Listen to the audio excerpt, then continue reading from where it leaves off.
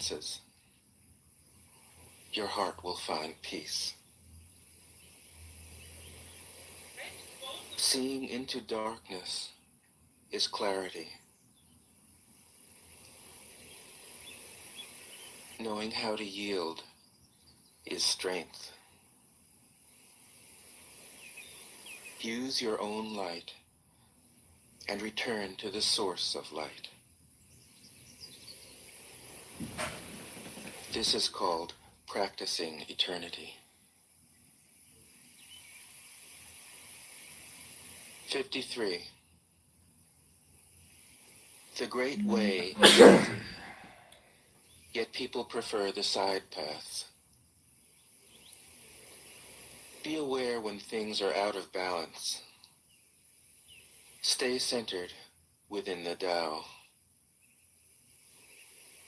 When rich speculators prosper, while farmers lose their land, when government officials spend money on weapons instead of cures, when the upper class is extravagant and irresponsible, while the poor have nowhere to turn,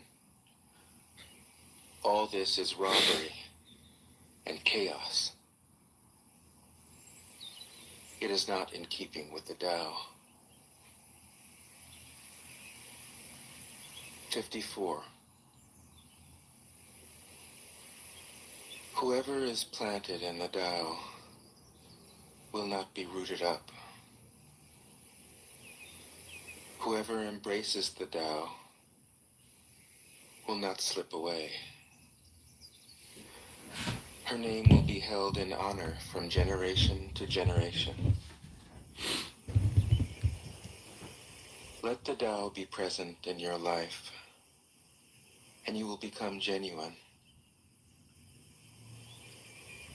Let it be present in your family, and your family will flourish. Let it be present in your country, and your country will be an example to all countries in the world.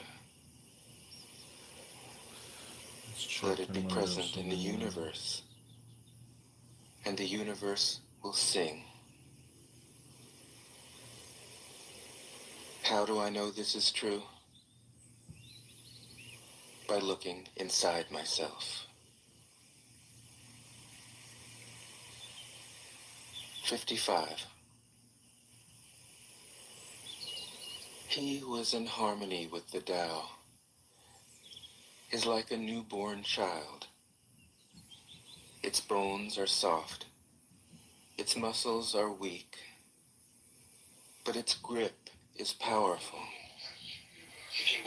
It doesn't know about the union of male and female, yet its penis can stand erect. So intense is its vital power. It can scream its head off all day, yet it never becomes hoarse. So complete is its harmony. The Master's power is like this. He lets all things come and go effortlessly, without desire.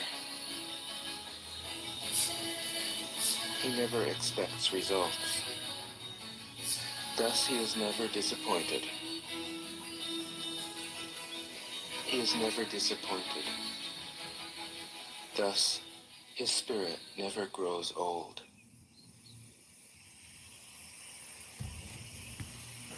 56. Those who know don't talk. Those who talk don't know. Close your mouth. Block off your senses. Blunt your sharpness. Untie your knots. Soften your glare. Settle your dust. This is the primal identity. Be like the Tao. It can't be approached or withdrawn from. benefited or harmed, honored or brought into disgrace. It gives itself up continually. That is why it endures. 57. If you want to be a great leader, you must learn to follow the Tao. Stop trying to control. Let go of fixed plans and concepts, and the world will govern itself. The more prohibitions you have, the less virtuous people will be. The more weapons you have, the less secure people will be. The more subsidies you have, the less self-reliant people will be. Therefore, the Master says, I let go of the law, and people become honest. I let go of economics, and people become prosperous. Hey, Danny. I let go of religion, and people become serene. I let go of all desire for the common good, and the good becomes common as grass. Isn't it Did you win amazing? yesterday? No. They kicked me. 58. If a country is governed with tolerance, the people are comfortable and honest. If a country is governed with repression, the people are depressed and crafty. When the will to power is in charge, the higher the ideals, the lower the results. Try to make people happy, and you lay the groundwork for misery. Try to make people moral, and you lay the groundwork for vice. Thus the Master is content to serve as an example and not to impose her will. She is pointed, but doesn't pierce. Straightforward, but supple. Radiant, but easy on the eyes. 59. For governing a country well, there is nothing better than moderation. The mark of a moderate man is freedom from his own ideas. Tolerant like the sky, all-pervading like sunlight, firm like a mountain, supple like a tree in the wind. He has no destination in view, and makes use of anything life happens to bring his way. Nothing is impossible for him. Because he has let go, he can care for the people's welfare, as a mother cares for her child.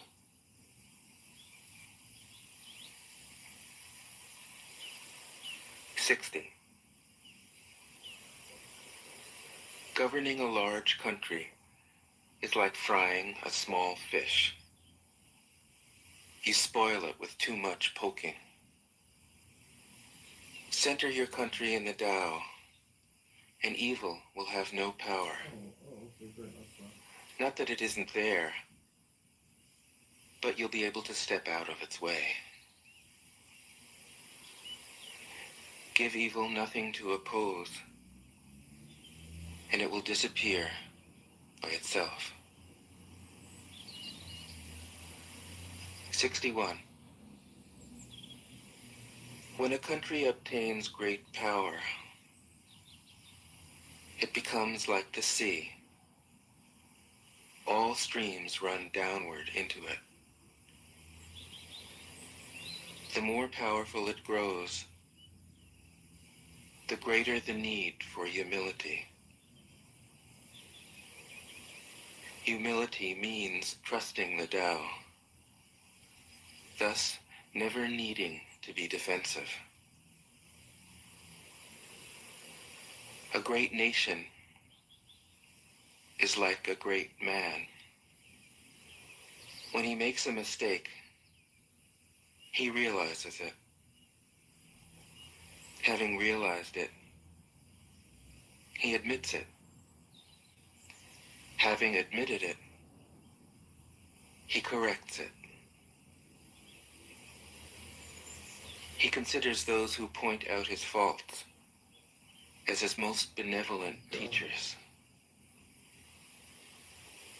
He thinks of his enemy as the shadow that he himself casts. If a nation is centered in the Tao, if it nourishes its own people and doesn't meddle in the affairs of others, it will be a light to all nations in the world. 62. The Tao is the center of the universe, the good man's treasure, the bad man's refuge. Honors can be bought with fine words. Respect can be won with good deeds. But the Tao is beyond all value, and no one can achieve it. Thus, when a new leader is chosen, don't offer to help him with your wealth or your expertise. Offer instead to teach him about the Tao. Why did the ancient masters esteem the Tao?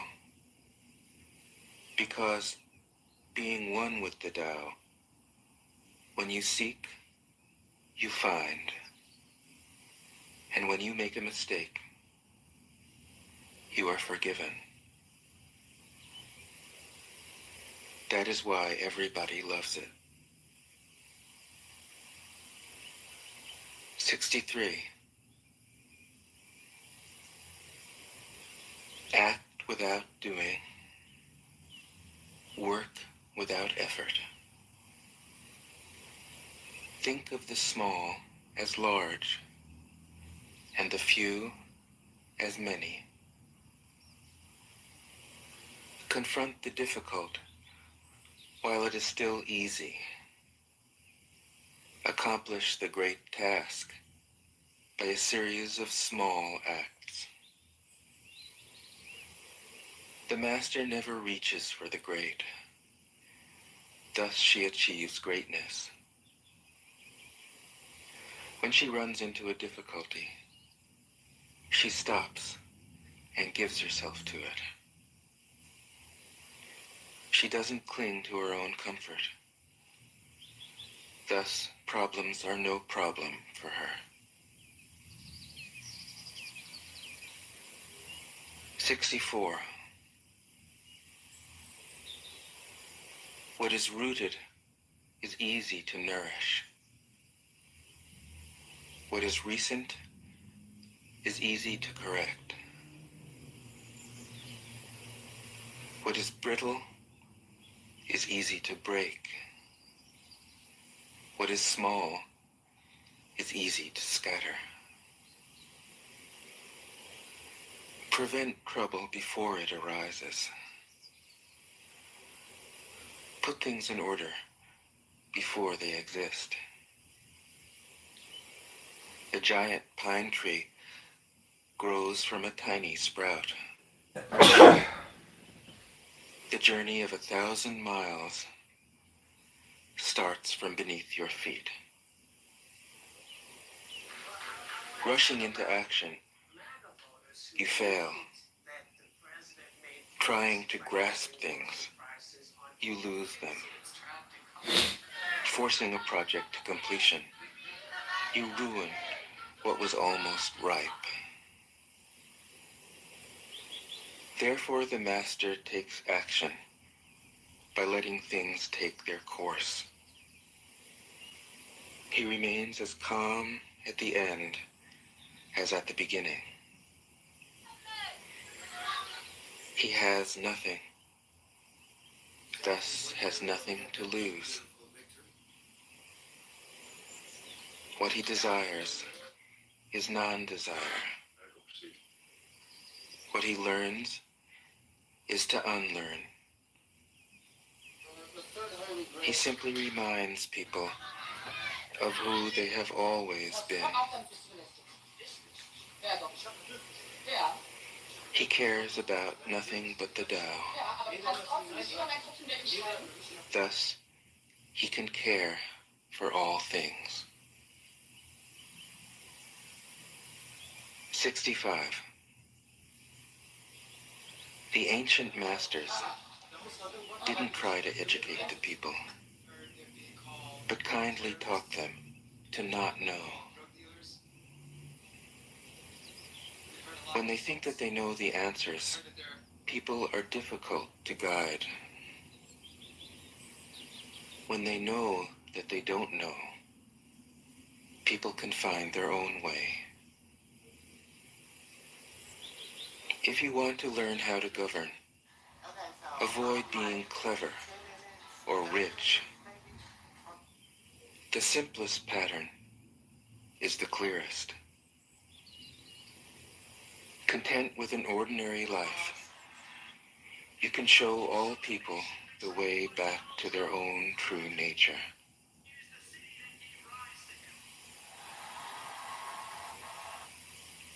'66. All streams flow to the sea because it is lower than they are. Humility gives it its power. If you want to govern the people, you must place yourself below them. If you want to lead the people, you must learn how to follow them. The master is above the people, and no one feels oppressed. She goes ahead of the people, and no one feels manipulated. The whole world is grateful to her because she competes with no one. No one can compete with her. 67. Some say that my teaching is nonsense. Others call it lofty, but impractical. But to those who have looked inside themselves, this nonsense makes perfect sense. And to those who put it into practice, this loftiness has roots that go deep. I have just 3 things to teach: simplicity, patience, compassion. These 3 are your greatest treasures. Simple in actions and in thoughts, you return to the source of being. Patient with both friends and enemies, you accord with the way things are. Compassionate toward yourself, you reconcile all beings in the world. 68. The best athlete wants his opponent at his best. The best general enters the mind of his enemy. The best businessman serves the communal good. The best leader follows the will of the people. All of them embody the virtue of non-competition. Not that they don't love to compete, but they do it in the spirit of play. In this, they are like children and in harmony with the Tao. 69. The generals have a saying: rather than make the first move, it is better to wait and see. Rather than advance an inch, it is better to retreat a yard. This is called going forward without advancing, pushing back without using weapons. There is no greater misfortune than underestimating your enemy. Underestimating your enemy means thinking that he is evil. Thus, you destroy your three treasures and become an enemy yourself. When two great forces oppose each other, the victory will go to the one that knows how to yield. 70. My teachings are easy to understand and easy to put into practice. Yet your intellect will never grasp them, and if you try to practice them, you'll fail. My teachings are older than the world. How can you grasp their meaning? If you want to know me, look inside your heart. 71. Not knowing is true knowledge. Presuming to know is a disease.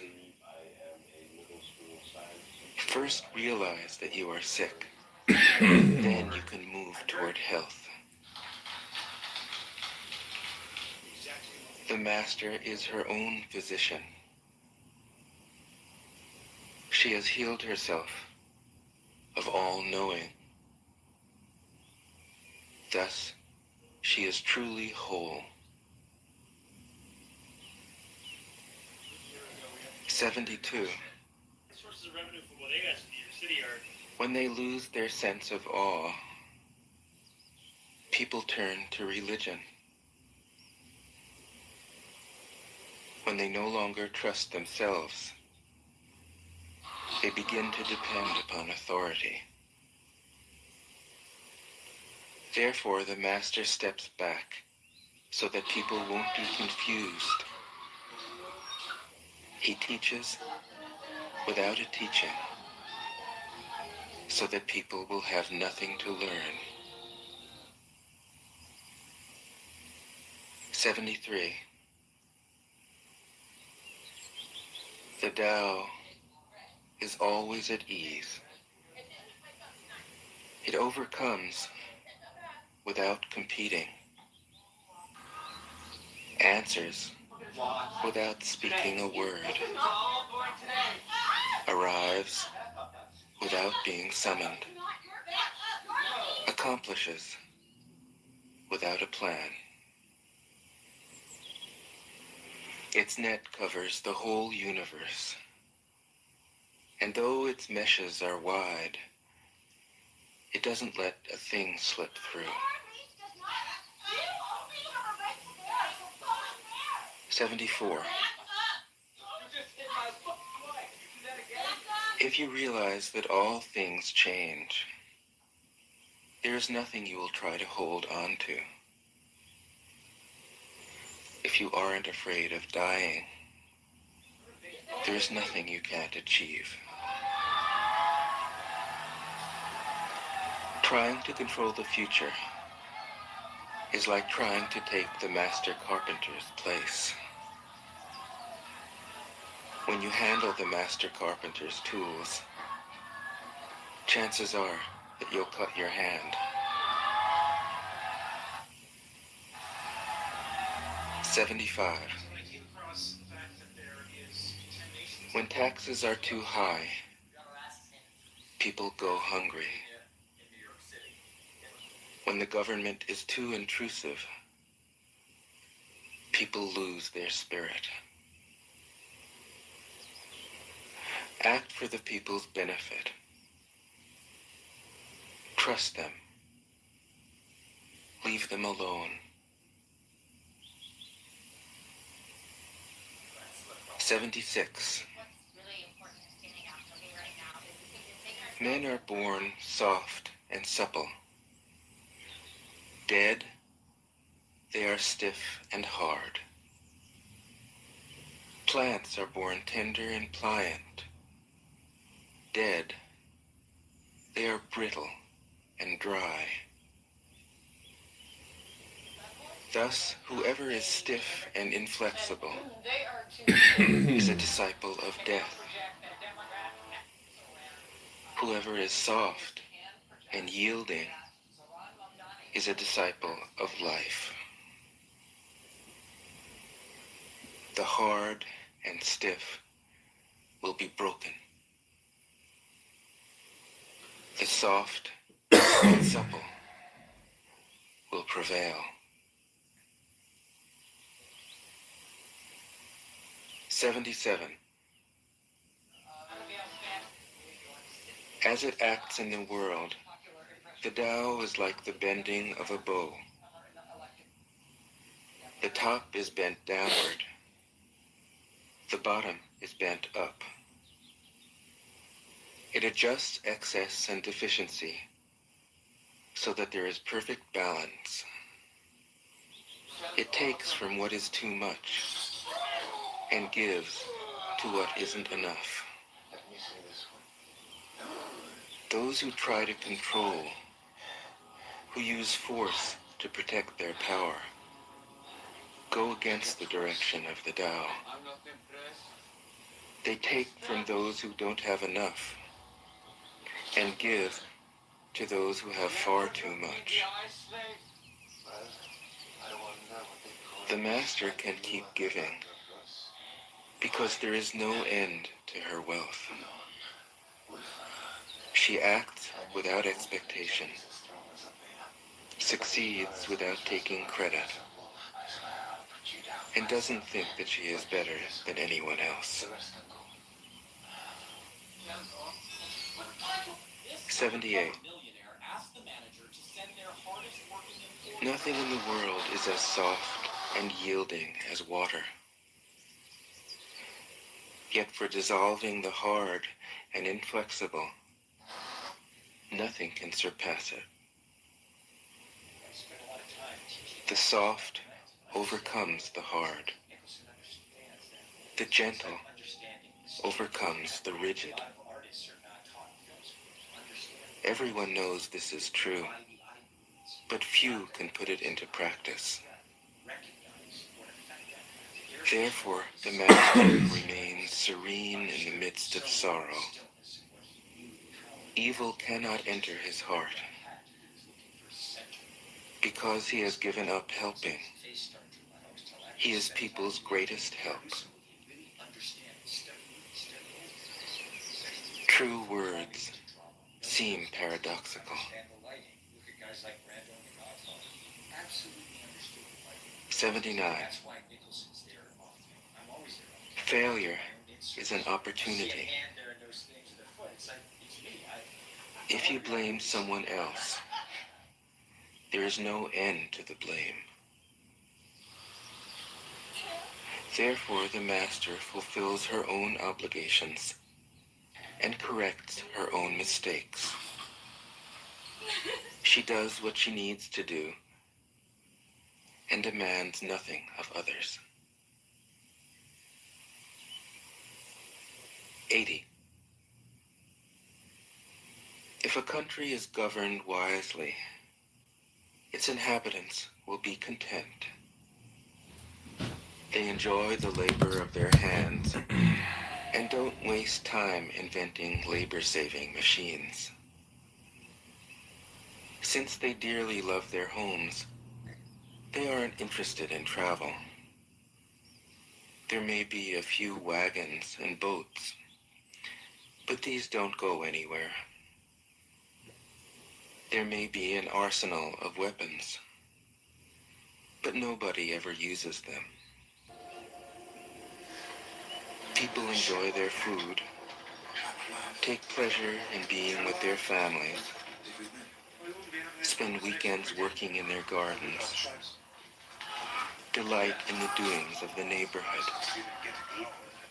And even though the next country is so close that people can hear its roosters crowing and its dogs barking, they are content to die of old age without ever having gone to see it. 81. True words aren't eloquent. Eloquent words aren't true. Wise men don't need to prove their point. Men who need to prove their point aren't wise. The master has no possessions. The more he does for others, the happier he is. The more he gives to others, the wealthier he is. The Tao nourishes by not forcing. By not dominating, the master leads.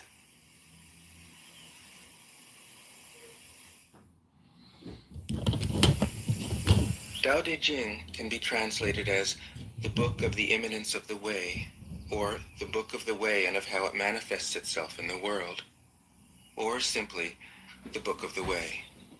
Since it is already well known by its Chinese title, I have let that stand. About Lao Tzu, its author, there's practically nothing to be said. He may have been an older contemporary of Confucius, 551 to 479 BCE, and may have held the position of archive keeper in one of the petty kingdoms of the time. But all the information that has come down to us is highly suspect. Even the meaning of his name is uncertain. The most likely interpretations, the old master, or more picturesquely, the old boy. Like an Iroquois woodsman, he left no traces. All he left us is his book, the classic manual on the art of living, written in a style of gem-like lucidity, radiant with humor and grace, and large-heartedness and deep wisdom, one of the wonders of the world. People usually think of Lao Tzu as a hermit, a dropout from society, dwelling serenely in some mountain hut, unvisited except perhaps by the occasional traveler arriving from a 60s joke to ask, what is the meaning of life? But it's clear from his teachings that he deeply cared about society, if society means the welfare of one's fellow human beings. His book is, among other things, a treatise on the art of government, whether of a country or of a child. The misperception may arise from his insistence on wei wu wei, literally doing, not doing, which has been seen as passivity. Nothing could be further from the truth. A good athlete can enter a state of body awareness in which the right stroke or the right movement happens by itself, effortlessly, without any interference of the conscious will. This is a paradigm for non-action, the purest and most effective form of action. The game plays the game. The poem writes the poem. We can't tell the dancer from the dance. Less and less do you need to force things, until finally you arrive at non-action. When nothing is done, nothing is left undone. Nothing is done because the doer has wholeheartedly vanished into the deed. The fuel has been completely transformed into flame. This nothing is in fact everything. It happens when we trust the intelligence of the universe in the same way that an athlete or a dancer trusts the superior intelligence of the body. Hence Lao Tzu's emphasis on softness. Softness means the opposite of rigidity and is synonymous with suppleness, adaptability, endurance. Anyone who has seen a Tai Chi or Aikido master doing not doing will know how powerful this softness is. Lao Tzu's central figure is a man or woman whose life is in perfect harmony with the way things are. This is not an idea, it is a reality. I have seen it. The master has mastered nature, not in the sense of conquering it, but of becoming it. In surrendering to the Tao, in giving up all concepts, judgments, and desires, her mind has grown naturally compassionate. She finds, deep in her own experience, the central truths of the art of living, which are paradoxical only on the surface, that the more truly solitary we are, the more compassionate we can be. The more we let go of what we love, the more present our love becomes. The clearer our insight into what is beyond good and evil, the more we can embody the good, until finally she is able to say, in all humility, I am the Tao, the truth, the life. The teaching of the Tao Te Ching is moral in the deepest sense. Unencumbered by any concept of sin, the master doesn't see evil as a force to resist, but simply as an opaqueness, a state of self-absorption which is in disharmony with the universal process, so that, as with a dirty window, the light can't shine through. This freedom from moral categories allows him his great compassion for the wicked and the selfish. Thus the master is available to all people and doesn't reject anyone. He is ready to use all situations and doesn't waste anything. This is called embodying the light. What is a good man but a bad man's teacher? What is a bad man but a good man's job?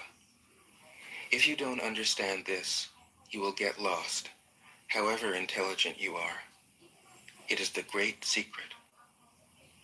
The listener will notice that in the many passages where Lao Tzu describes the master, I have used the pronoun she at least as often as he. The Chinese language doesn't make this kind of distinction.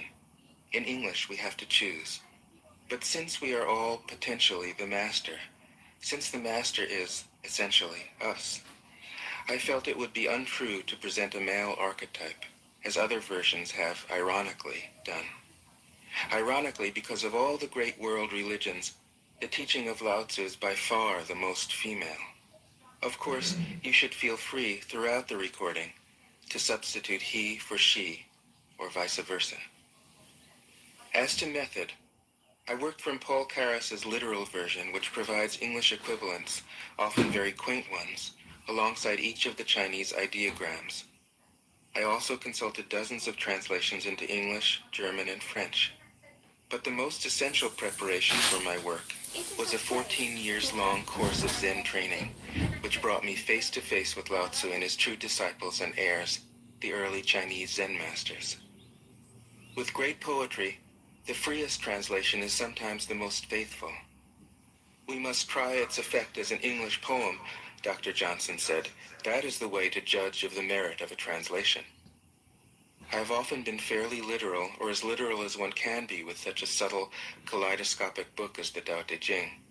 But I have also paraphrased, expanded, contracted, interpreted, worked with the text, played with it, until it became embodied in a language that felt genuine to me. If I haven't always translated Lao Tzu's words, my intention has always been to translate his mind. Describing the indescribable, teaching the unteachable, pointing the way to the way, What does Lao Tzu think he is doing here? It can't be done. No way. Hence, Po Chu-yi, poet and stand-up comedian, wrote, "He who talks doesn't know, he who knows doesn't talk." That is what Lao Tzu told us in a book of 5,000 words. If he was the one who knew, how could he have been such a blabbermouth? That's the problem with spiritual teachers. They have to be blabbermouths. But their words are, in the traditional Buddhist metaphor, fingers pointing at the moon. If you watch the finger, you can't see the moon. How meticulous the great masters had to be. A monk asked Matsu, "Why do you teach mind is Buddha?" Matsu said, "To stop a baby from crying." The monk said, "When the crying has stopped, what then?" Matsu said, "Then I teach, not mind, not Buddha." The monk said, "How about someone who isn't attached to either?" Matsu said, "I would tell him, not beings." The monk said, "And what if you met a man unattached to all things? What would you tell him?" Matsu said, "I would just let him experience the great Tao." In fact, the truth is right before our eyes, right under our noses. So simple that every child understands it. And yet, as Bankei said, the farther you enter into it, the deeper it is. Where is the way to the way? What a question. Still, for complicated minds, drastic measures are needed. Lao Tzu's book was written as a response, out of grandmotherly kindness. According to the oldest biography, Lao Tzu lived for a long time in the country of Chu, but seeing its decline, he departed. When he reached the frontier, the guard said, "Since you are going away, sir, could you write a book to teach me the art of living?" Thereupon, Lao Tzu wrote his book about the Tao and departed. This is legend, but it is an accurate description of the way in which true teaching happens. He who knows doesn't talk, but words are no hindrance for him. He uses them as he would use gardening tools. When someone asks, he answers.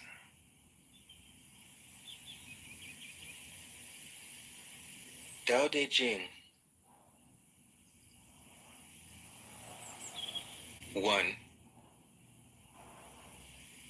The Tao that can be told is not the eternal Tao. The name that can be named is not the eternal name. The unnameable is the eternally real. Naming is the origin of all particular things. Free from desire, you realize the mystery. Caught in desire, you see only the manifestations. Yet mystery and manifestations arise from the same source. This source is called darkness.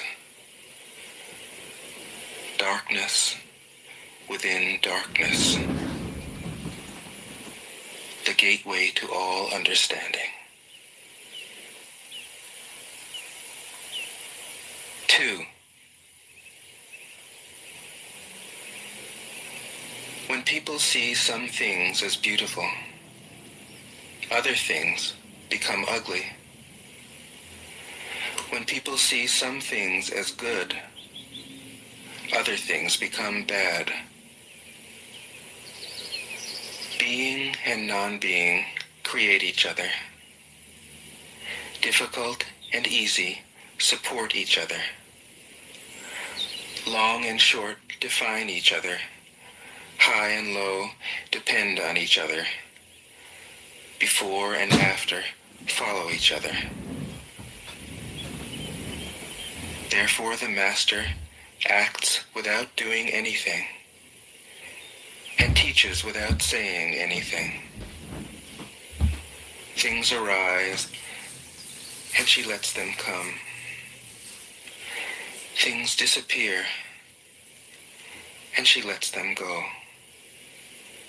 She has but doesn't possess, acts but doesn't expect. When her work is done, she forgets it. That is why it lasts forever. 3. If you overesteem great men, people become powerless. If you overvalue possessions, people begin to steal. The master leads by emptying people's minds and filling their cores, by weakening their ambition and toughening their resolve.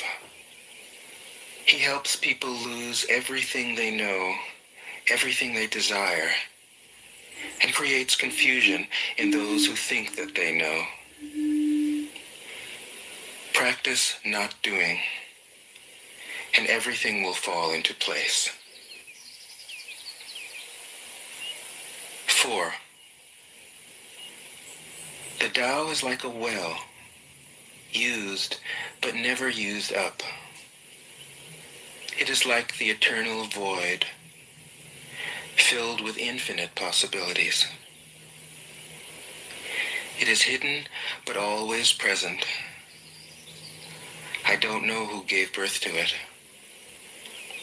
It is older than God.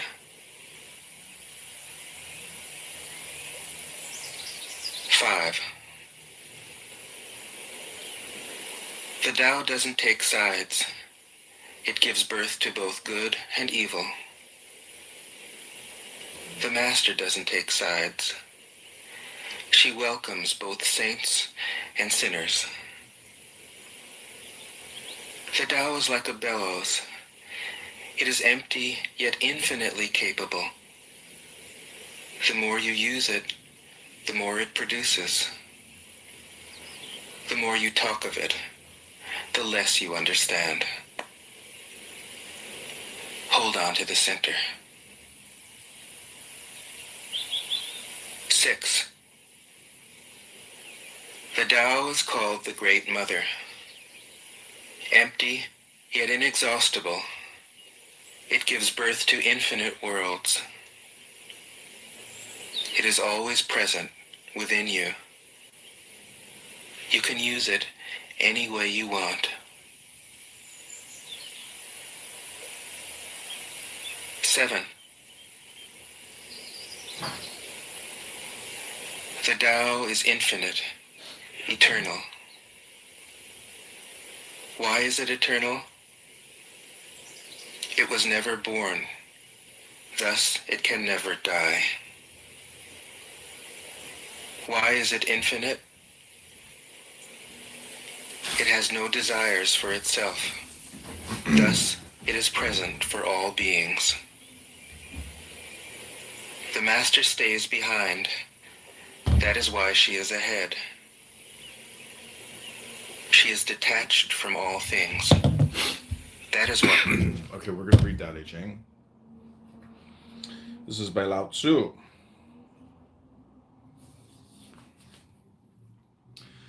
The Tao that can be trodden is not the enduring and unchanging Tao.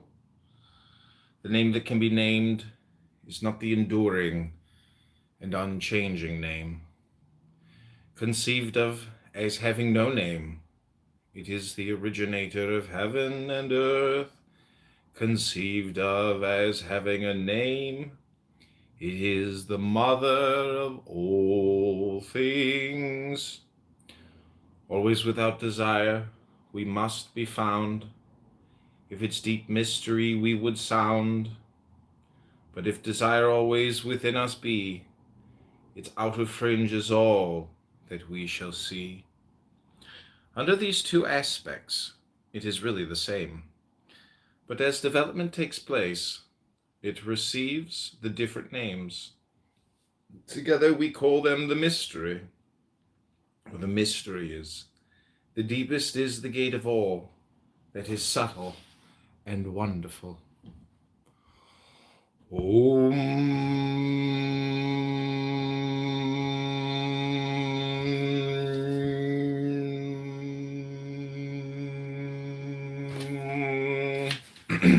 in the world know the beauty of the beautiful, and in doing this they have the idea of what ugliness is. They all know the skill of the skillful, and in doing this they have the idea of what they want of skill is. So it is that existence and non-existence give birth, the one to the idea of the other, that difficulty and ease produce the one, the idea of the other, that length and shortness fashion out of the one's the figure of the other, that the ideas of height and lowness arise from the contrast of the one with the other, that the musical notes and tones become harmonious through the relation of one with another, and that being before and behind give the idea of one following another. Therefore, the sage manages affairs without doing anything, and conveys his instructions without the use of speech. All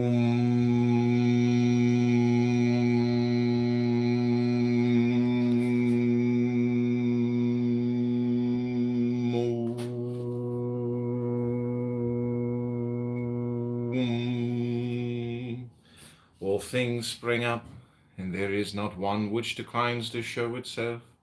They grow, and there is no claim made for their ownership. They go through their processes, and there is no expectation of a reward for the results. The work is accomplished, and there is no resting in it as an achievement. The work is done, but how no one can see, 'tis this that makes the power not cease to be. Not to value and employ men of superior ability is the way to keep the people from rivalry among themselves. Not to prize articles which are difficult to procure is the way to keep them from becoming thieves. Not to show them what is likely to excite their desires is the way to keep their minds from disorder.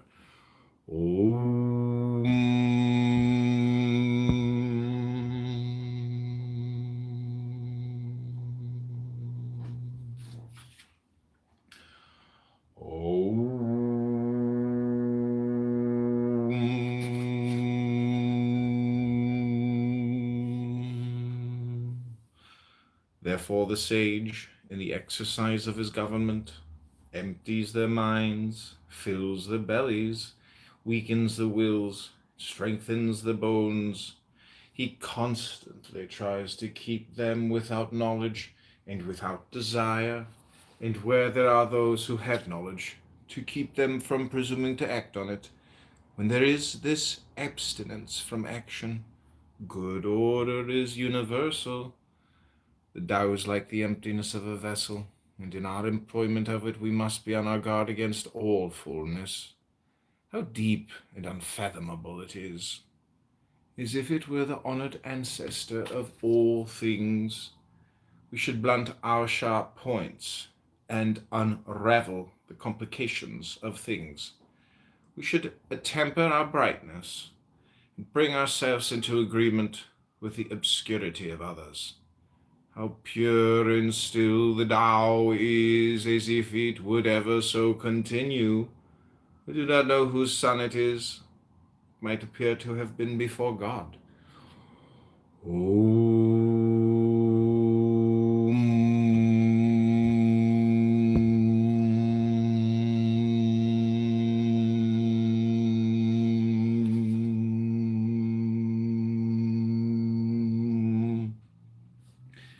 Heaven and earth do not act from the impulse of any wish to be benevolent. They deal with all things as the dogs of grass are dealt with. The sages do not act from any wish to be benevolent. They deal with the people as the dogs of grass are dealt with. Om. She is one with them. Because she has let go of herself, she is perfectly fulfilled. 8. The supreme good is like water, which nourishes all things without trying to. It is content with the low places that people disdain. Thus, it is like the Tao. In dwelling, live close to the ground. In thinking, keep to the simple. In conflict, be fair and generous. In governing, don't try to control. In work, do what you enjoy.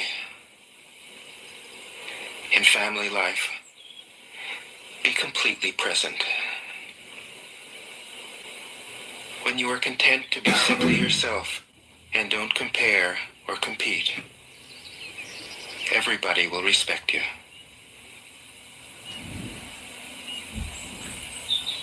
9. Fill your bowl to the brim, and it will spill. Keep sharpening your knife, and it will blunt.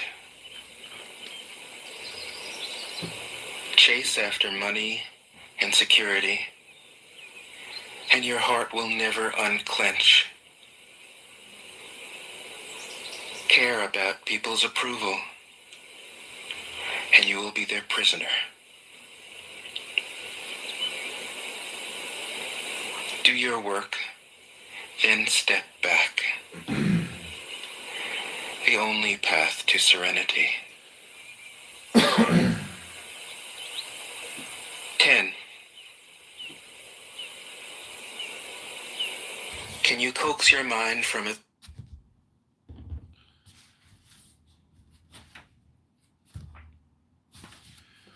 Om.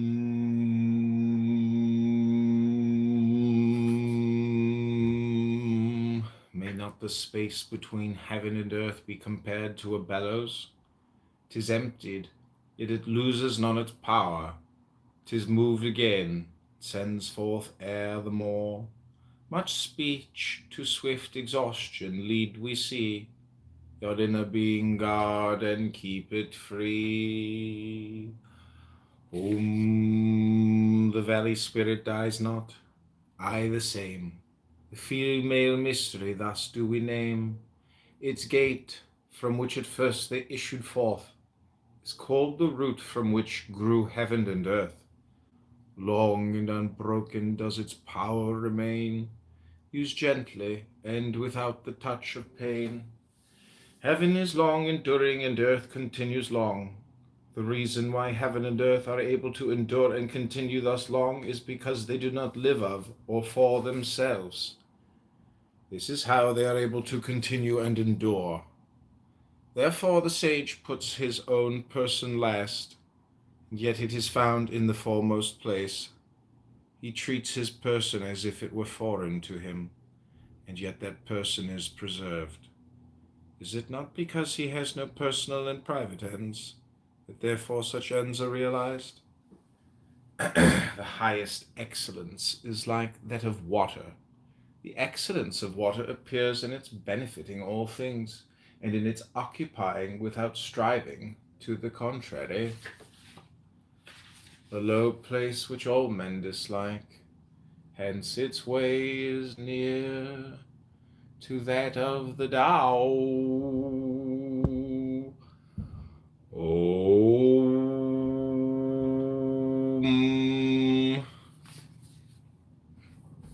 The excellence of a residence is in the suitability of the place. That of the mind is an abysmal stillness. That of associations is in their being with the virtuous. That of government is in its securing good order. that of the conduct of affairs is in its ability, and that of the initiation of any movement is its timeliness. And when one with the highest excellence does not wrangle about his low position, no one finds fault with him. Om. It is better to leave a vessel unfulfilled than to attempt to carry it when it is full. If you keep feeling a point that has been sharpened, the point cannot long preserve its sharpness. When gold and jade fill the hall, the possessor cannot keep them safe. When wealth and honors lead to arrogancy, this brings its evil on itself. When the work is done and one's name is becoming distinguished, to withdraw into obscurity is the way of heaven. If the space between heaven and earth be compared to a bellows, it is emptied, and it loses not its power. It is moved again, sends forth air the more. It loses not its power. It is moved again, sends forth air the more. It's wandering, and keep to the original oneness. Can you let your body become supple as a newborn child's? Can you cleanse your inner vision until you see nothing but the light? Can you love people and lead them without imposing your will? Can you deal with the most vital matters by letting events take their course? Can you step back from your own mind and thus understand all things? Giving birth and nourishing, having without possessing, acting with no expectations, leading and not trying to control. This is the supreme virtue. (11)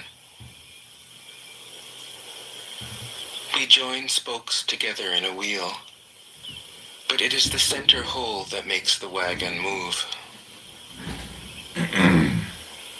We shape clay into a pot, but it is the emptiness inside that holds whatever we want.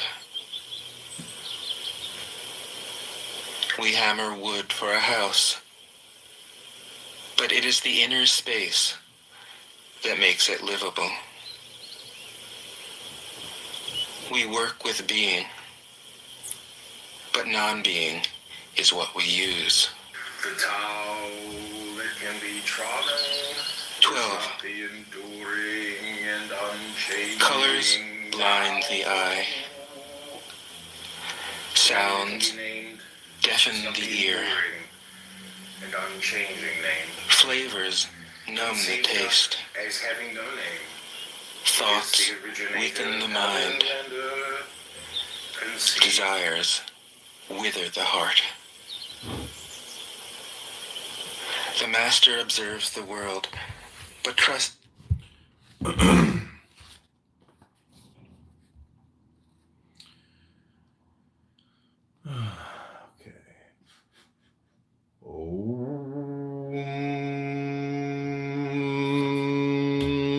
The excellence of a residence is in the suitability of the place.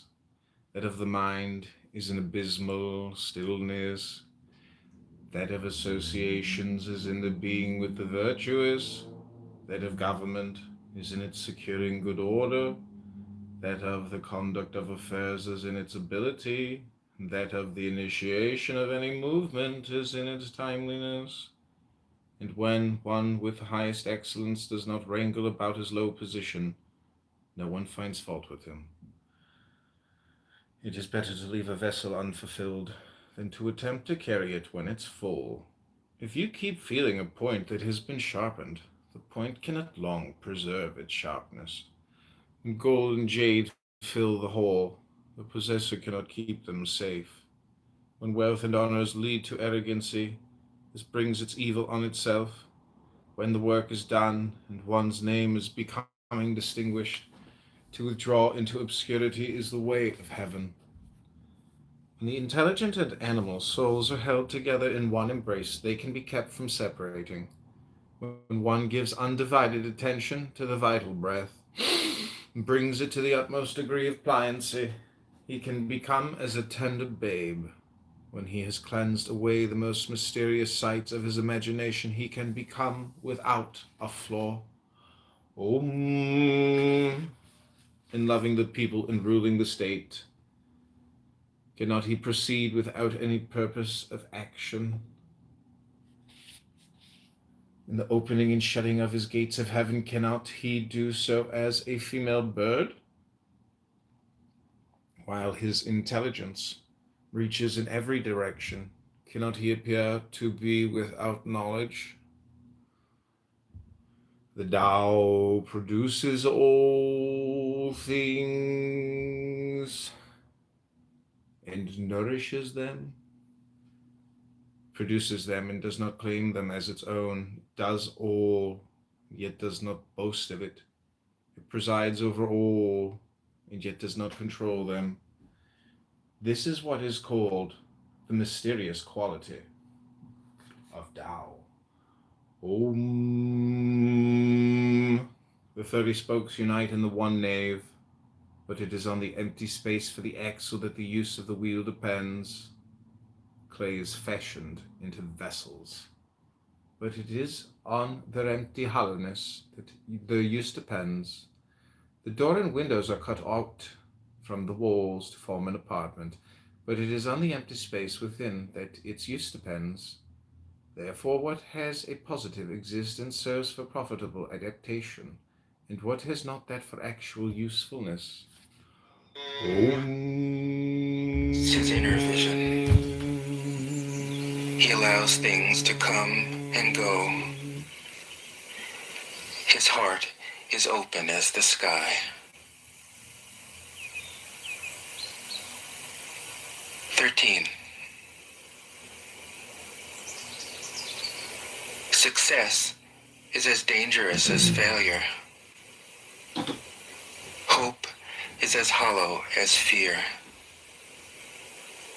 What does it mean that success is as dangerous as failure? Whether you go up the ladder or down it, your position is shaky. When you stand with your 2 feet on the ground, you will always keep your balance. What does it mean that hope is as hollow as fear? Hope and fear are both phantoms that arise from thinking of the self. When we don't see the self as self, what do we have to fear? See the world as yourself.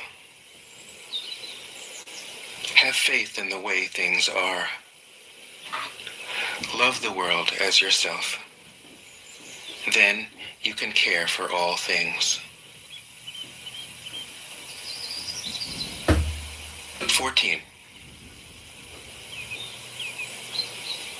Look, and it can't be seen.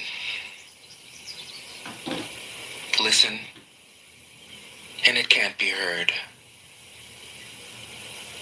Reach, and it can't be grasped. Above, it isn't bright. The excellence of a residence is in the suitability of the place. That of the mind is in abysmal stillness. That of associations is in the being with the virtuous. That of government is in its securing good order. That of the conduct of affairs is in its ability. And that of the initiation of any movement is in its timeliness. And when one with highest excellence does not wrangle about his low position, no one finds fault with him. It is better to leave a vessel unfulfilled than to attempt to carry it when it's full.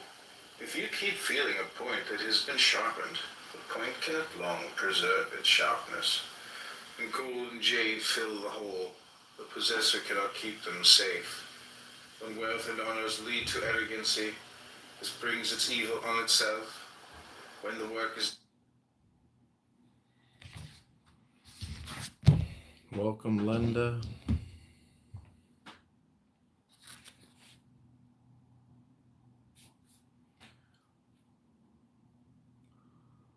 Om.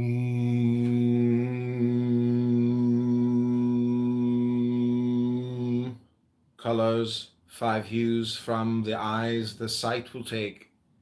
Music's 5 notes the ears as deaf can make.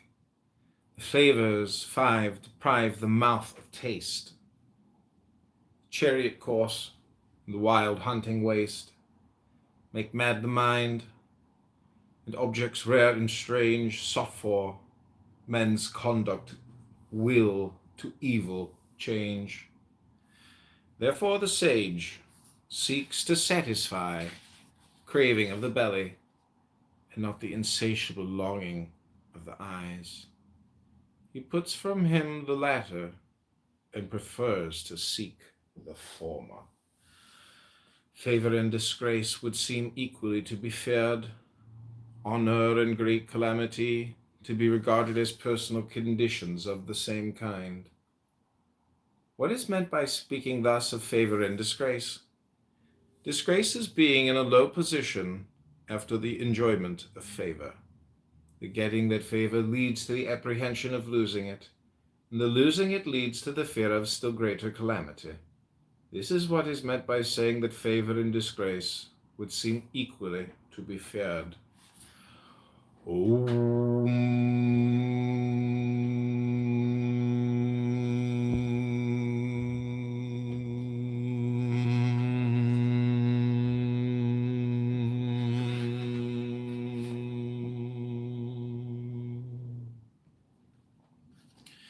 And what is meant by saying that honor and great calamity are to be similarly regarded as personal conditions? What makes me liable to great calamity is my having the body, which I call myself. If I had not the body, what great calamity could come to me? Therefore, he who would administer the kingdom, honoring it as he honors his own person, may be employed to govern it. And he who would administer it with the love which he bears to his own person may be entrusted with it.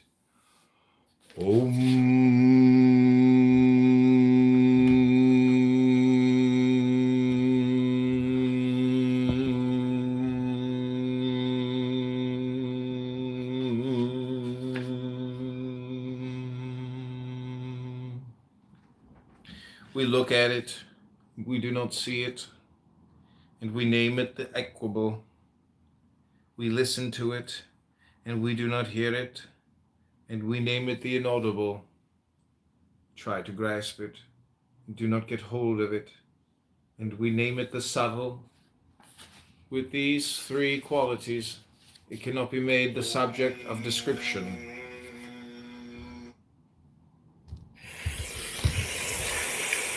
Below, it isn't dark.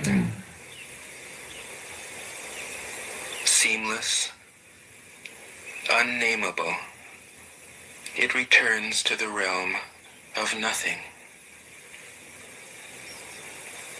Form that includes all forms. Image without an image. Subtle, beyond all conception. Approach it, and there is no beginning. Follow it, and there is no end. You can't know it, but you can be it, at ease in your own life. Just realize where you come from. This is the essence of wisdom. 15. The ancient masters were profound and subtle. Their wisdom was unfathomable. There is no way to describe it. All we can describe is their appearance. colors, 5 hues from the They were eyes, careful the as sight someone of crossing an iced-over stream, alert as a warrior in enemy territory, courteous as a guest, fluid as melting ice, shapeable as a block of wood, receptive as a valley, clear as a glass of water. Do you have the patience to wait till your mud settles and the water is clear? Can you remain unmoving till the right action arises by itself? The master doesn't seek fulfillment. Not seeking, not expecting. She is present and can welcome all things.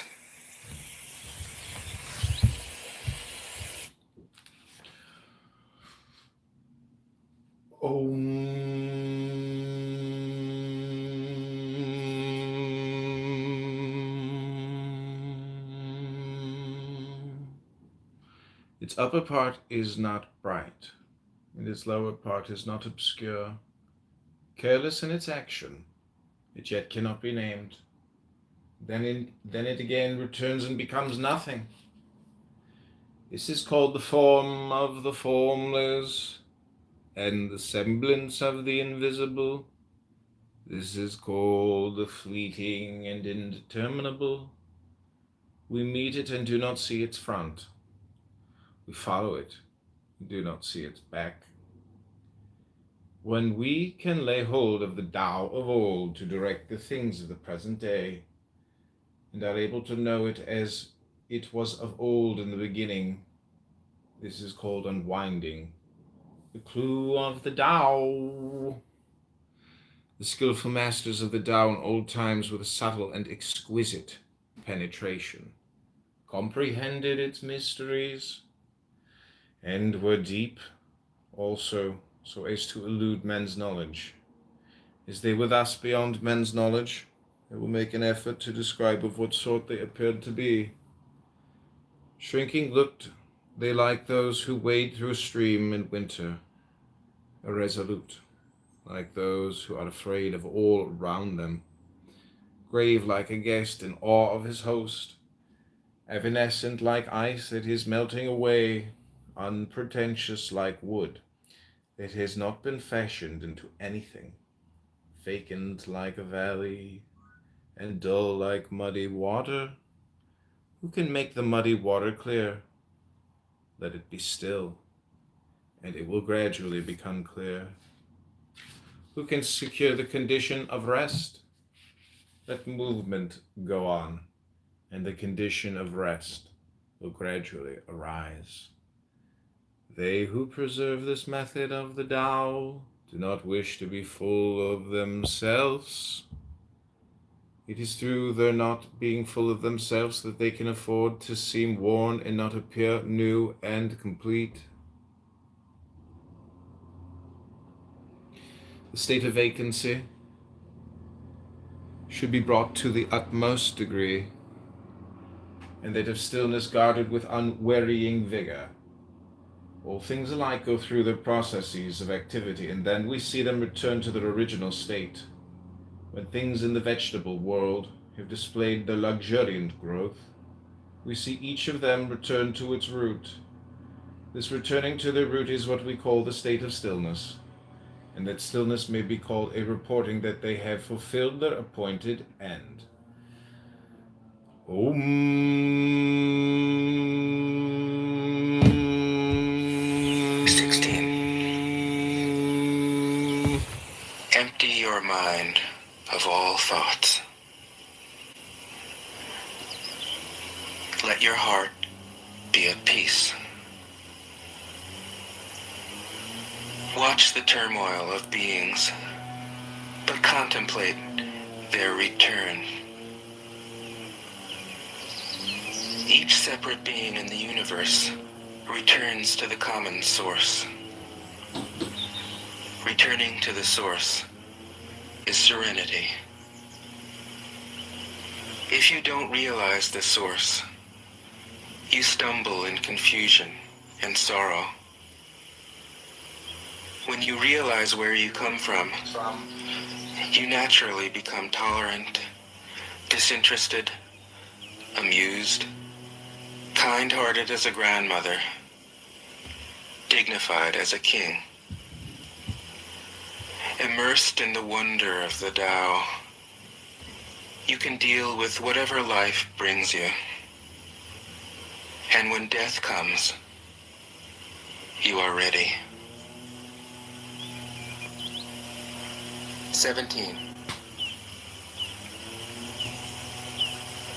When the master governs, the people are hardly aware that he exists.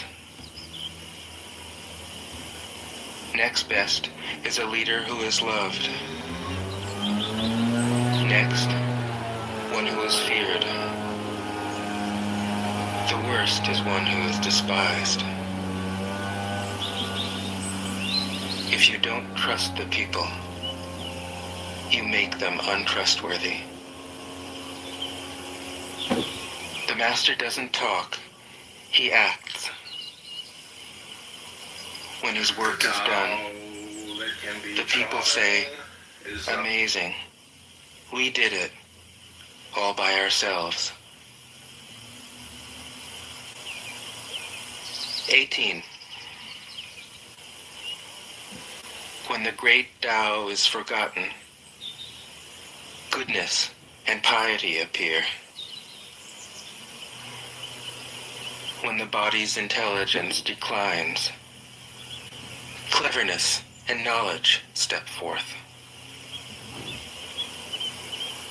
When there is no peace in the family, filial piety begins. When the country falls into chaos, patriotism is born. 19. Throw away holiness and wisdom, and people will be 100 times happier. Throw away morality and justice, and people will do the right thing. Throw away industry and profit, and there won't be any thieves. If these three aren't enough, just stay at the center of the circle and let all things take their course. 20. Stop thinking and end your problems. What difference between yes and no? What difference between success and failure? Must you value what others value, avoid what others avoid? How ridiculous. Other people are excited, as though they were at a parade. I alone don't care. I alone am expressionless, like an infant before it can smile. Other people have what they need. I alone possess nothing. I alone drift about, like someone without a home. I am like an idiot, my mind is so empty. Other people are bright. I alone am dark.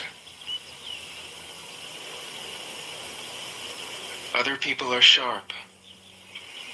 I alone am dull. Other people have a purpose. I alone don't know. I drift like a wave on the ocean. I blow as aimless as the wind. I am different from ordinary people. I drink from the Great Mother's breasts. 21. The Master keeps her mind always at one with the Tao. That is what gives her her radiance. The Tao is ungraspable. How can her mind be at one with it? Because she doesn't cling to ideas. The Tao is dark and unfathomable. How can it make her radiant? Because she lets it. Since before time and space were, the Tao is. It is beyond is and is not. How do I know this is true? I look inside myself and see.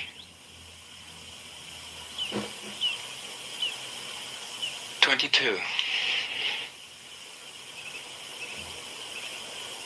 If you want to become whole, let yourself be partial.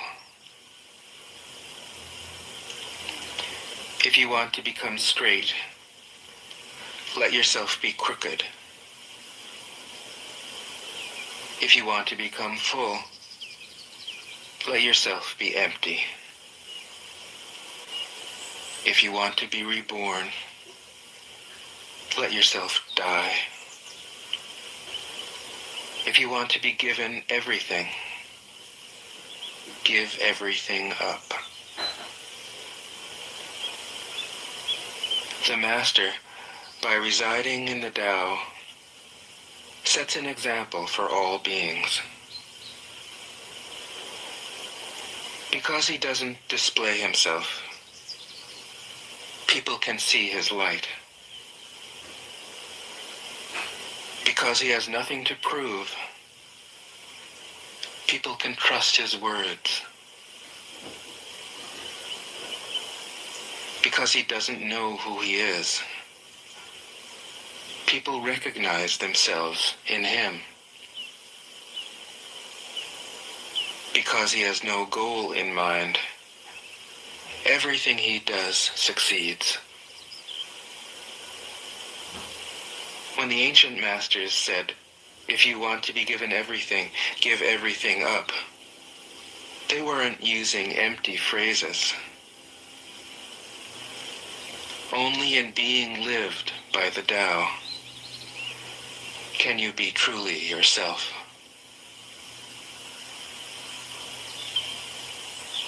"23.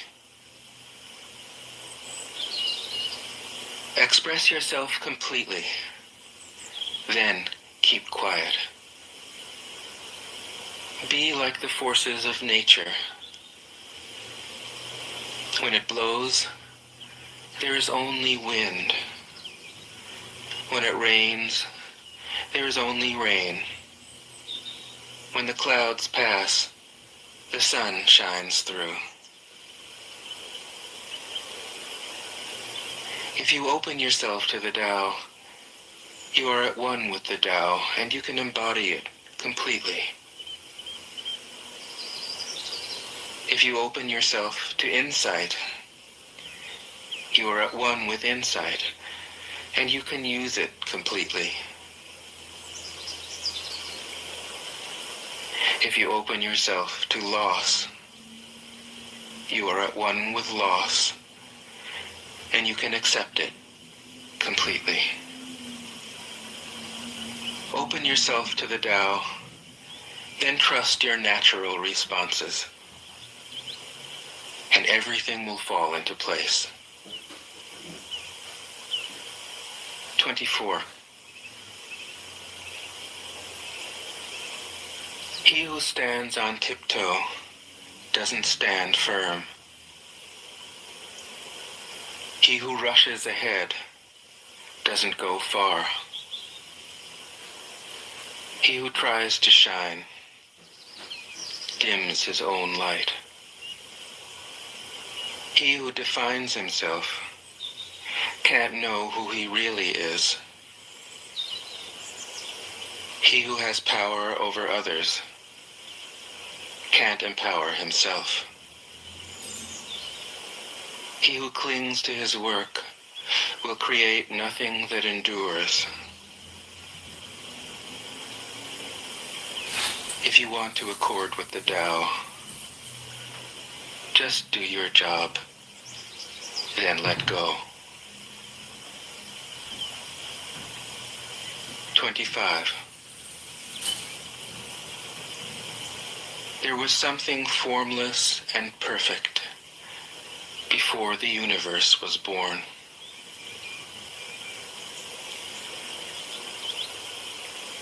It is serene, empty, solitary, unchanging, infinite, eternally present. It is the mother of the universe. For lack of a better name, I call it the Tao.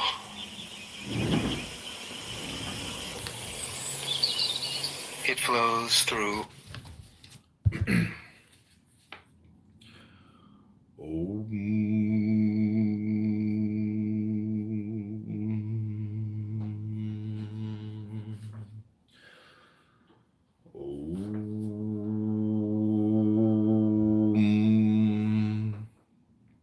Let movement go on, and the condition of rest will gradually arise.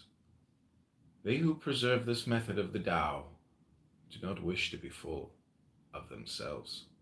It is through their not being full of themselves that they can afford to seem worn and not appear new and complete. The state of vacancy should be brought to the utmost degree, and that of stillness guarded with unwearying vigor. All things alike go through their processes of activity, and then we see them return to their original state. When things in the vegetable world have displayed their luxuriant growth, we see each of them return to its root. This returning to their root is what we call the state of stillness, and that stillness may be called a reporting that they have fulfilled their appointed end. The report of their fulfillment is the regular, unchanging rule. To know that unchanging rule is to be intelligent. Not to know it leads to wild movements and evil issues.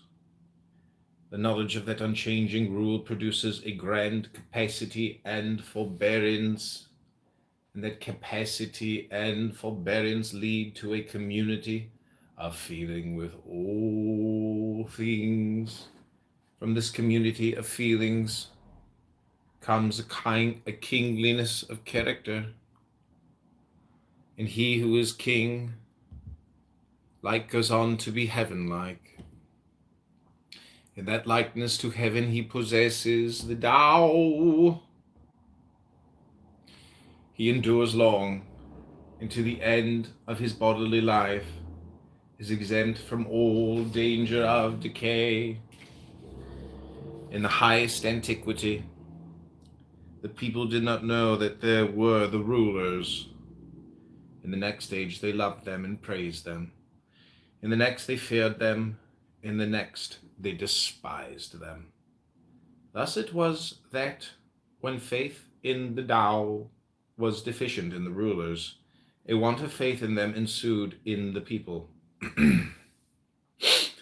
How irresolute did those earliest rulers appear, showing by their reticence the importance which they set upon their words.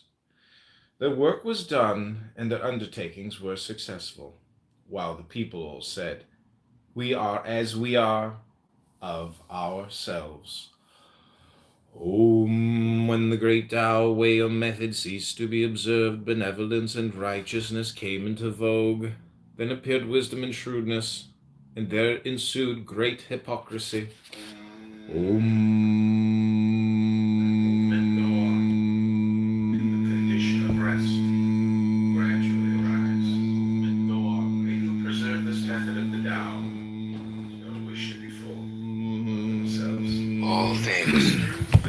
inside and outside, and returns to the origin of all things.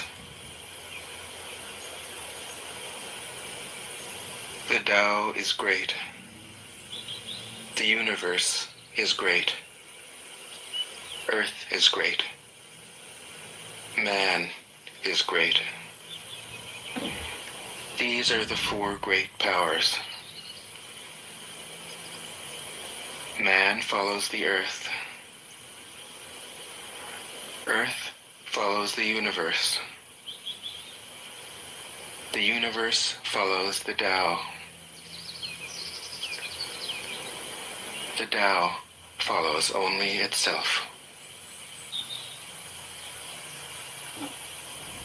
26. The heavy is the root of the light. The unmoved is the source of all movement. Thus the master travels all day without leaving home. However splendid the views, she stays serenely in herself.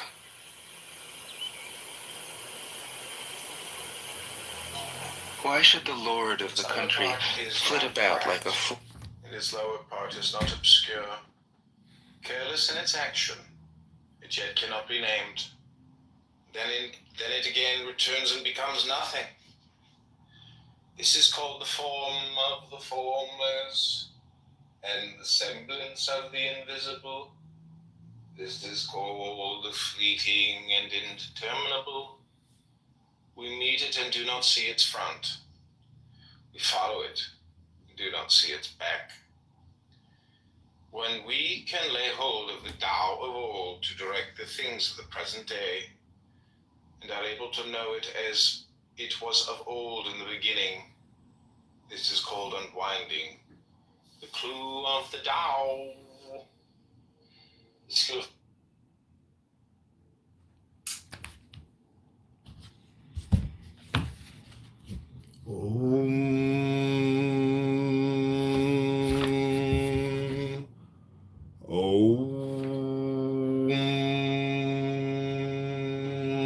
When the great Tao, way, or method ceased to be observed, benevolence and righteousness came into vogue. Then appeared wisdom and shrewdness, and there ensued great hypocrisy. When harmony no longer prevailed throughout the 6 kinships, filial sons found their manifestation. When the states and clans fell into disorder, loyal ministers appeared. If we could renounce our sageness and discard our wisdom, it would be better for the people 100-fold. If we could renounce our benevolence and discard our righteousness, the people would again become filial and kindly.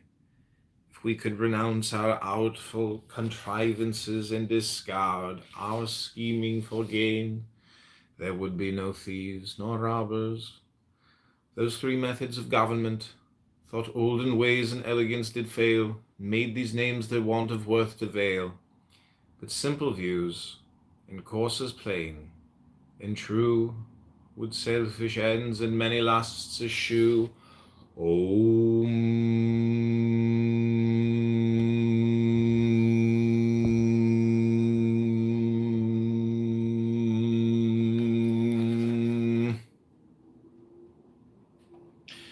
When we renounce learning, we have no troubles. The ready yes and flattering yea, small is the difference they display, would mark their issues, good and ill. What space the gulf between shall fill? What all men fear is indeed to be feared, but how wide and without end is the range of questions asking to be discussed. The multitude of men look satisfied and pleased, as if enjoying a full banquet, as if mounted on a tower in spring. I alone seem listless and still, my desires having as yet given no indication of their presence. I am like an infant which has not yet smiled, I look dejected and forlorn, as if I had no home to go to. The multitude of men all have enough and to spare. I alone seem to have lost everything. My mind is that of a stupid man. I am in a state of chaos. Ordinary men look bright and intelligent, while I alone seem to be benighted. They look full of discrimination, while I alone am dull and confused. I seem to be carried about as on the sea, drifting as if I had nowhere to rest. All men have their spheres of action, while I alone seem dull and incapable like a rude borderer. Way or method cease to be observed, but never.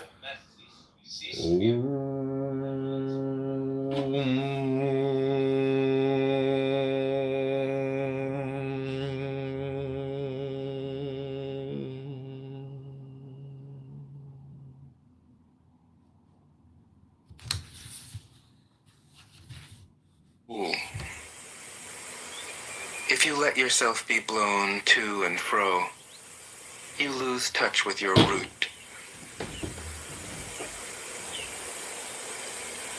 If you let restlessness move you, you lose touch with who you are.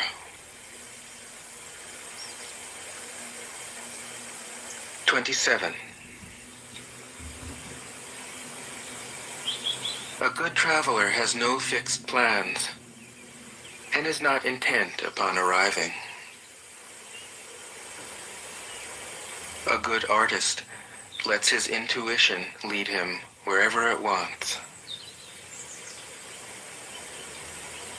A good scientist has freed himself of concepts and keeps his mind open to what is. Thus the master is available to all people and doesn't reject anyone. He is ready to use all situations and doesn't waste anything.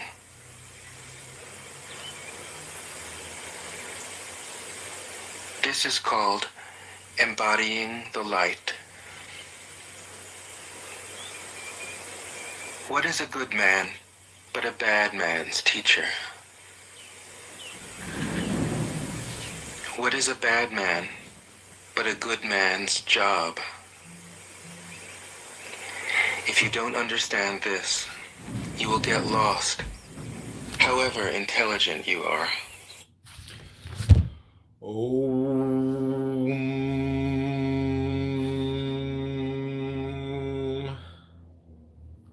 The grandest forms of active force from Tao come, their only source.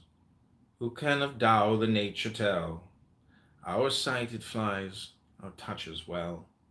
Eluding sight, eluding touch, the forms of things all in its crouch. Eluding touch, eluding sight, there are the semblances all right. Profound it is, dark and obscure, things, essences, all that endure. Those essences, the truth infold of what when seen shall then be told. Now it is so. 'Twas so of old. Its name passes not away. So in the beautiful array, things form and never know decay. How know I that it is so with all the beauties of existing things? By this nature of the Tao.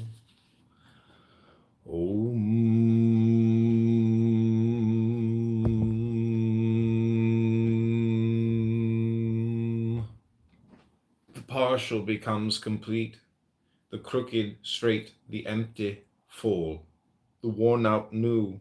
He whose desires are few gets them. He whose desires are many goes astray. Therefore the sage holds in his embrace the one thing of humility and manifests it to all the world. He is free from self-display, and therefore he shines from self-assertion, and therefore he is distinguished from self-boasting, and therefore his merit is acknowledged from self-complacency, and therefore he acquires superiority. It is because he is thus free from striving that therefore no one in the world is able to strive with him.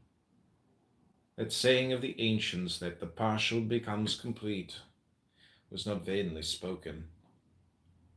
All real completion is comprehended under it. Om. Abstaining from speech marks him who is obeying the spontaneity of his nature.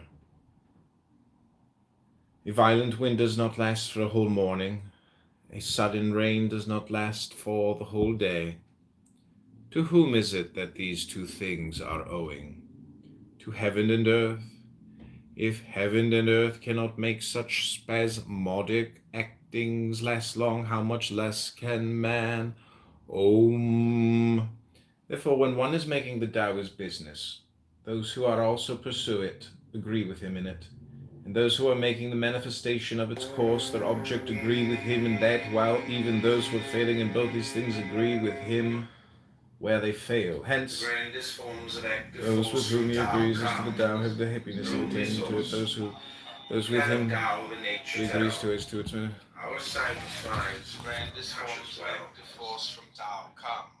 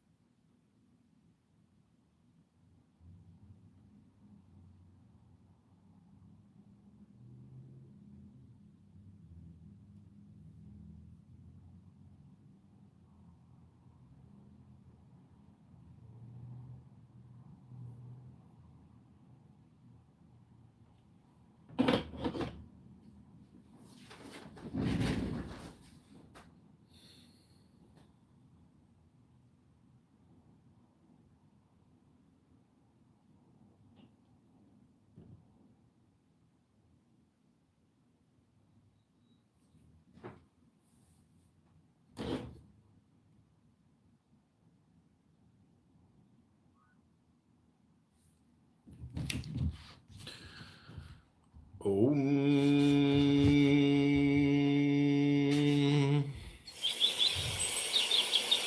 It is the great secret.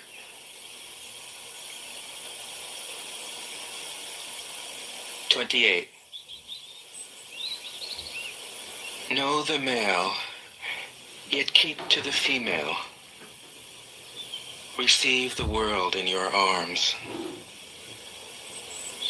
If you receive the world, the Tao will never leave you, and you will be like a little child. Know the white, yet keep to the black. Be a pattern for the world. For the world, the Tao will be strong inside you, and there will be nothing you can't do. Know the personal, yet keep to the impersonal. Accept the world as it is. If you accept the world, the Tao will be luminous inside you. Do you have the patience to wait till your mud settles and the water is clear? Can you remain unmoving till the right action arises by itself? The Master doesn't seek fulfillment. Not seeking, not expecting. She is present and can welcome all things. 16. Empty your mind. Om.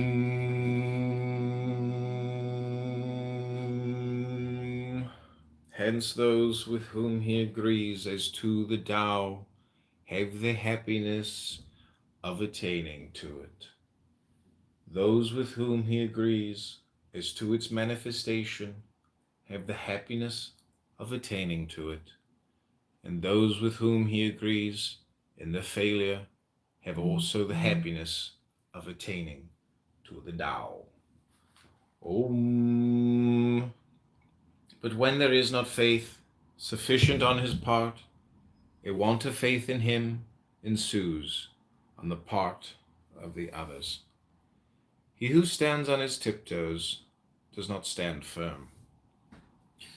He who stretches his legs does not walk easily. So, he who displays himself does not shine. He who asserts his own views is not distinguished. He who vaunts himself does not find his merit acknowledged. He who is self-conceited has no superiority allowed to him. Such conditions, viewed from the standpoint of the Tao, are like remnants of food or a tumor on the body, which all dislike. Hence, those who pursue the course of the Tao do not adopt and allow them.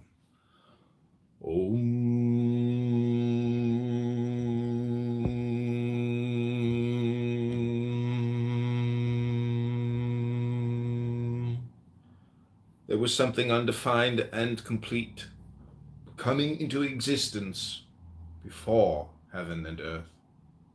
How still it was and formless, standing alone and undergoing no change, reaching everywhere and in no danger of being exhausted.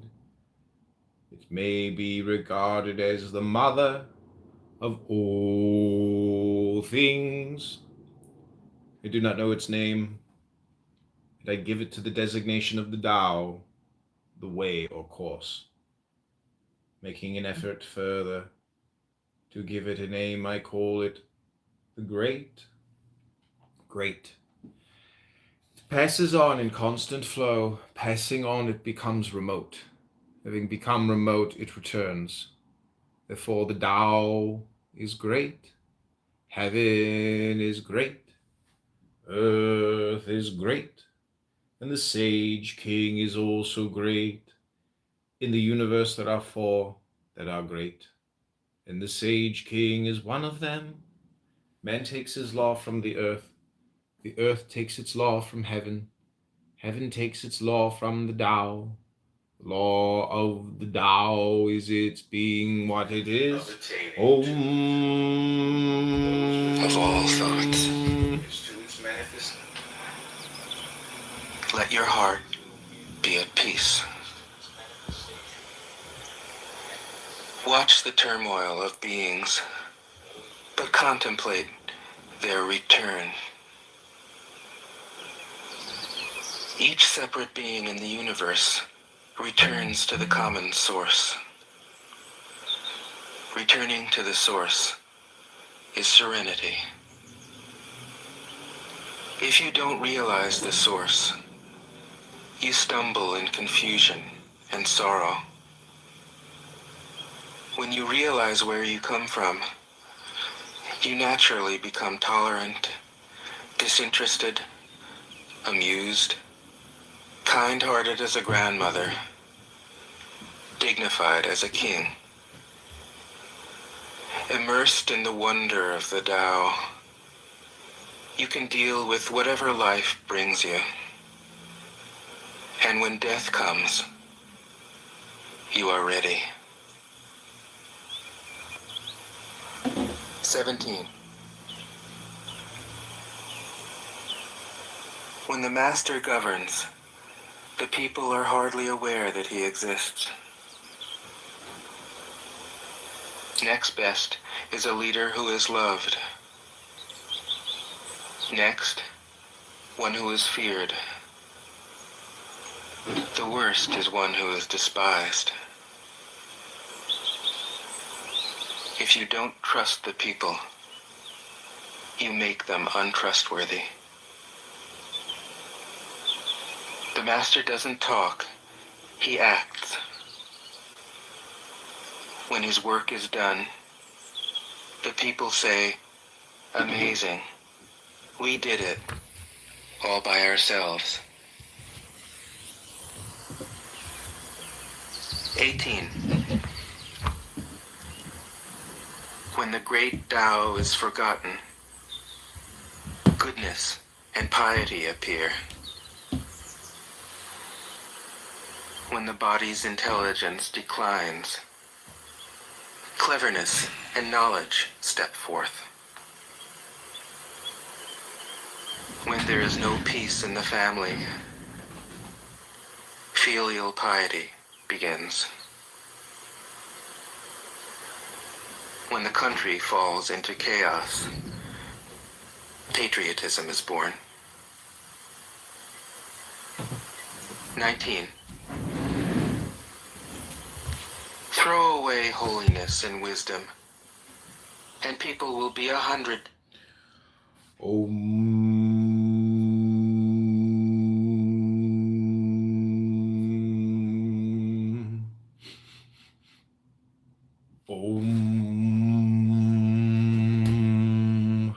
Man takes his law from the earth takes its law from heaven, heaven takes its law from the Tao.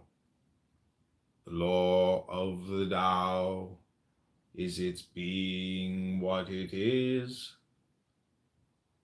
Gravity is the root of lightness, stillness, the ruler of movement. Therefore a wise prince, marching the whole day, does not go far from his baggage wagons. Although he may have brilliant prospects to look at, he quietly remains in his proper place, indifferent to them. How should the lord of a myriad chariots carry himself lightly before the kingdom? If he do act lightly, he has lost his root of gravity. If he proceed to active movement, he will lose his throne.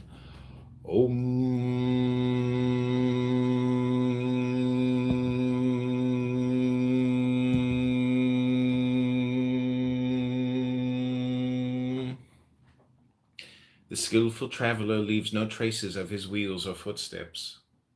The skillful speaker says nothing that can be found fault with or blamed. The skillful reckoner uses no tallies. The skillful closer needs no bolts or bars, while to open what he has shut will be impossible. The skillful binder uses no strings or knots, while to unloose what he has bound will be impossible. In the same way, the sage is always skillful at saving men, and so he does not cast away any man. He is always skillful at saving things, and so he does not cast away anything. This is called hiding the light of his procedure. Therefore the man of skill is a master to be looked up to by him who has not the skill. And he who has not the skill is the helper of the reputation of him who has the skill. If the one did not honor his master, and the other did not rejoice in his helper, an observer, though intelligent, might greatly err about them. This is called the utmost degree of mystery.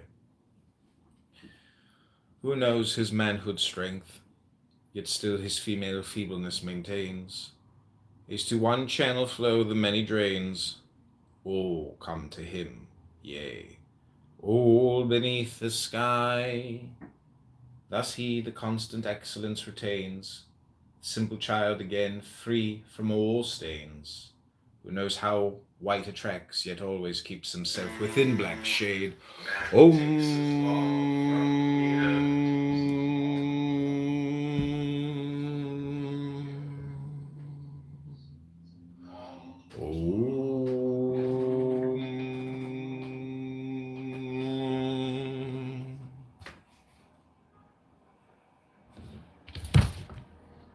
Times happier. Throw away morality and justice, and people will do the right thing. Throw away industry and profit, and there won't be any thieves. If these three aren't enough, just stay at the center of the circle and let all things take their course. 20. Stop thinking and end your problems. What difference between yes and no? What difference between success and failure? Must you value what others value, avoid what others avoid? How ridiculous. Other people are excited, as though they were at a parade. I alone don't care. I alone am expressionless, like an infant before it can smile. Other people have what they need. I alone possess nothing. I alone drift about like someone without a home. I am like an idiot, my mind is so empty. Other people are bright. I alone am dark. Other people are sharp. I alone am dull. Other people have a purpose. I alone don't know.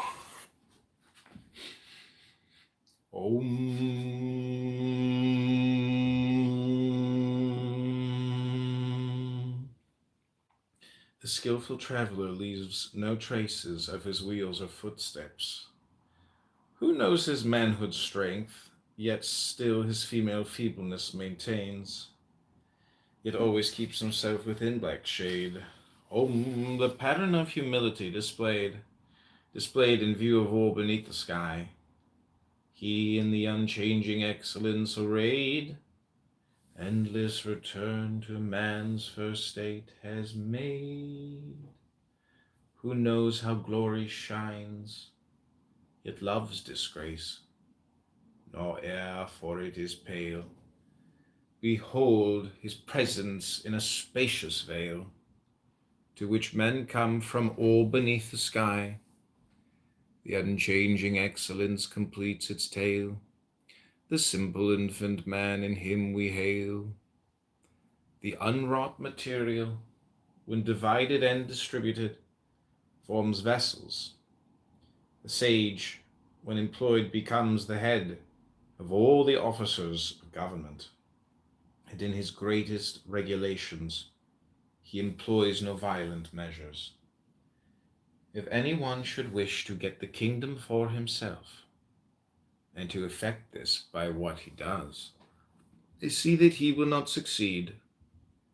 The kingdom is a spirit-like thing, and cannot be got by active doing. He who would so win it destroys it. He who would hold it in his grasp loses it. The course and nature of things is such that what was in front is now behind. What warmed anon we freezing find. Strength is of weakness oft the spoil. The store in ruins mocks our toil. Hence the sage puts away excessive effort, extravagance, and easy indulgence. Om. He who would assist the Lord of men in harmony with the Tao will not assert his mastery in the kingdom by force of arms. Such a course is sure to meet with its proper return. Wherever a host is stationed, briars and thorns spring up. In the sequence of great armies there are sure to be bad years.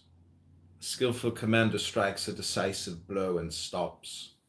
He does not dare by continuing his operations to assert and complete his mastery. He will strike the blow, but will be on his guard against being vain, boastful, or arrogant in consequence of it.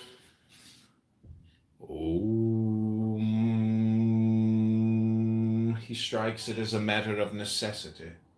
He strikes it, but not from a wish for mastery. When things have attained their strong maturity, they become old.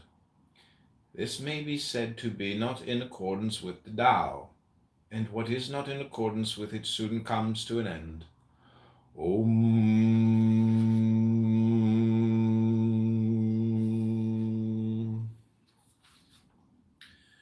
Now arms, however beautiful, are instruments of evil omen.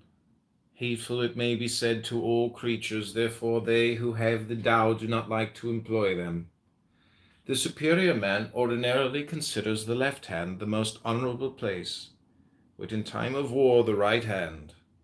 Those sharp weapons are instruments of evil omen, and not the instruments of the superior man. He uses them only on the compulsion of necessity. Calm and repose are what he prizes. Victory by force of arms is to him undesirable. To consider this desirable would be to delight in the slaughter of men, and he who delights in the slaughter of men cannot get his will in the kingdom. On occasions of festivity, to be on the left hand is the prized position. On occasions of mourning, the right hand. Second in command of the army has his place on the left. The general commanding in chief has his on the right. His place, that is assigned to him as in the rites of mourning. He who has killed multitudes of men should weep for them with the bitterest grief, and the victor in battle has his place rightly according to those rites.